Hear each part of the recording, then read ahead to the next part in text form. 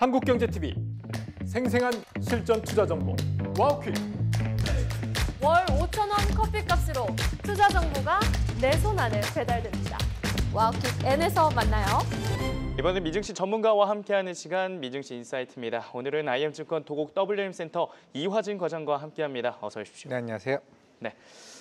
지난 1일 파월 연준 의장의 발언이 있었죠. 다만 블랙아웃 기간이라 통화 정책에 대한 발언은 하지 않았습니다. 하지만 여태 위원들이 금리 인하를 계속해서 시사를 했고 이에 파월 의장은 반대 의견을 사실상 내놓지 않았기 때문에 12월 FOMC는 금리를 인하할 것이다. 이렇게 봐도 좀 무방할까요? 네, 이번 FOMC 좀 무난히 좀 넘어가지 않을까 생각을 하고 있고, 물론 그동안 이제 친트럼프 상황이었던 이제 스티브 마이런이나 아니면은 크리스토퍼 이제 윌러 연준 이사 같은 경우는 꾸준히 이제 금리 인하에 대해서 얘기를 했지만은 지난주 이제 존 이제 윌리엄스 뉴욕 이제 연은 총재가 이제 그때 이제 금리 인하와 관련된 좀 강하게 고용 하방 위험에 대해서 얘기를 한 이후부터는 확실히 좀 12월 쪽 FOMC에 대한 부분이 좀 더 강화됐던 것 같습니다. 뭐 어제 ISM 제조 지수도 이제 경기가 좀 둔화되는 모습이 나오게 되면서 12월은 이제 금리 인하를 하겠지만은 결국에 FOMC 이후에 과연 파월 의장이 여기서 이제 좀 멘트가 좀 중요하지 않을까 싶은데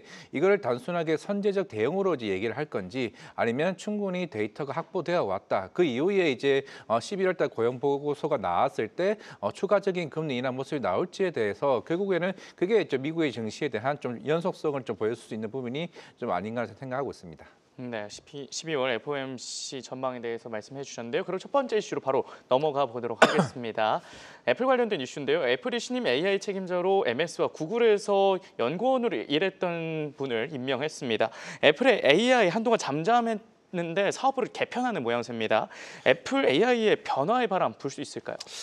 결국에는 뭐 작년에도 그랬고 이제 올해도 점차적으로 좀 지연되는 모습이 나왔었고 그나마 최근에 이제 아이폰이 좀 판매 대수가 좀 오르기 시작을 했는데 결국 내년이 좀 굉장히 중요한 한 해가 좀 되지 않을까 생각을 하고 있습니다. 뭐 그동안 애플 쪽에 대한 여러 AI 인재들도 좀 이적 자체가 좀 굉장히 좀 많았었던 측면에서 그동안 이제 구글이나 이제 여러 좀 유명했던 이제 부분들을 이제 인재를 영입을 하게 되면서 결국 내년에 이제 인텔리전시나 그런 온 디바이스 이제 AI 쪽에 대한 승부수를 조금 내놓지 않을까를 좀 생각하고 있는 상황이기 때문에 그런 측면에서는 충분히 이제 만약에 여기서 애플이 AI 쪽과 관련된 이제 밸류가 시장에 좀 적용이 된다라고 하게 되면은 물론 최근에 AI 버블 이슈가 나왔을 때도 그나마 어떻게 보면은 다행히 안전 대피처로 나오긴 했지만은 결국에는 시장 자체가 AI 쪽으로 넘어가야 된다라고 했을 때는 내년을 위해서라도 이번 영입은 굉장히 좀 하나의 좀 한 번에 중요한 이슈가 좀 되지 않을까 생각을 하고 있습니다.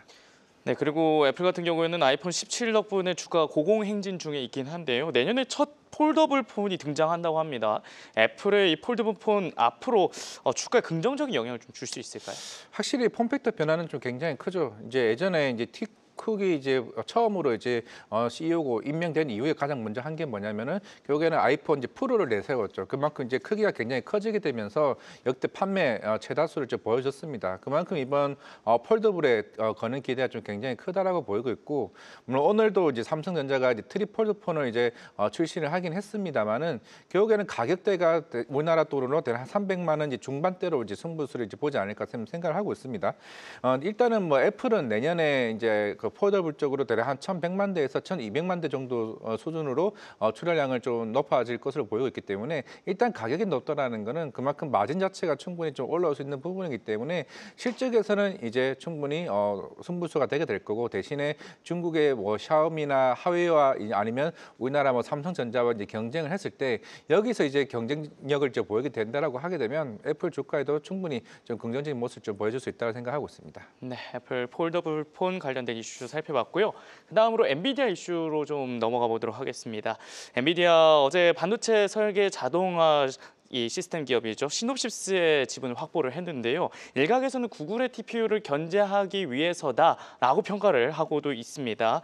초격차 전략을 구사하려는 엔비디아, 이 구글의 추격을 피할 수 있을까요? 결국에는 이제 시놉시스도 결국 설계 회사 입장인 측면에서는 이제 예전에도 이제 젠슨왕 대표가 관련 브로드컴이 이제 A직 반도체 얘기를 나오게 되면서 우리도 이제 이쪽 이제 A직 반도체 쪽에 대한 뭐 설계 부분에 대해서도 계속 꾸준히 좀 R&D 연구를 하고 있다고 얘기는 해왔습니다. 그게 이제 본격적으로 좀 실행에 옮기는 단계이지 않을까 좀 생각을 해봤을 때 물론 이제 그동안 이제 본용 GPU 자체가 뭐 다양하게 뭐 게임이든 로보틱스든 다양하게 쓸 수 있는 측면에서는 굉장히 고스펙화 이제 되는 부분이었고 그분이 이번에 이제 구글 GPU가 얘기가 나오면서 결국에는 이게 흔히 말해서 이제 하나에 좀 집중될 수 있는 뭐 자체 칩 여기에 대한 수요가 커지다 보니까 이쪽 시장까지 충분히 좀 넘어갈 수 있다는 좀 생각을 하고 있습니다. 물론 이제 단기적으로는 바로 이제 침투하기에는 조금 시간이 좀 걸리지는 않긴 하겠지만은 향후에 이제 엔비디아의 또 선장률 자체가 계속 꾸준히 50%가 나오고 있긴 하겠지만은 과연 이 시장이 점차 확대되어지면서 뭐 메타뿐만 아니라 다른 빅테크 업체들도 이쪽에 대한 수요가 커진다라고 하게 되면 당연히 엔비디아 입장에서는 그에 대한 대응책으로서 이번 인수가 좀 나오지 않았을까 생각을 하고 있습니다. 네. 그렇다면 이 엔비디아 향후 주가 전망은 또 어떻게 보고 계십니까? 결국에는 지금 아직까지는 뭐 H20이나 이제 H100과 관련된 중국 칩 관련해서는 이제 아직까지는 뭐 노이즈가 그렇게 좀 나오지는 않고는 있긴 하겠지만은 결국에는 지금 오늘 오픈 AI에서도 제미나이 관련 이슈가 나왔었죠. 결국에는 다음 주쯤에 새로운 이제 오픈 AI 또 신모델이 좀 나올 걸로 보고 있다라는 거는 그만큼 여러 이제 그런 LLM 모델 업체들 자체가 본격적으로 계속 퍼포먼스를 위한 수요는 계속 커진다를 좀 보이고 있습니다. 그러면 엔비디아 입장에서는 내년 하반기에 루빈 플랫폼에 대한 양산을 조금 더 시기를 뭐 앞당겨지거나 아니면은 그에 대한 양산을 더 늘리기 위한 정서를 좀 할 가능성이 좀 굉장히 좀 높다라고 봤을 때는 엔비디아 주가는 당분간 좀 계속 좋아질 가능성이 있고 오늘 또 골드만삭스에서도 이게 AI 쪽에 대한 성장세를 28년까지 더 연장을 또 해왔다는 측면에서는 당분간은 좀 엔비디아 쪽에 관련된 시장에 대한 선점은 계속 이어질 가능성이 좀 높다고 생각하고 있습니다. 네, 엔비디아 주가 향후 전망까지 살펴봤습니다. 지금까지 IM증권 도곡 WM 센터 이화진 과장과 함께했습니다. 도움 말씀 고맙습니다. 네, 감사합니다.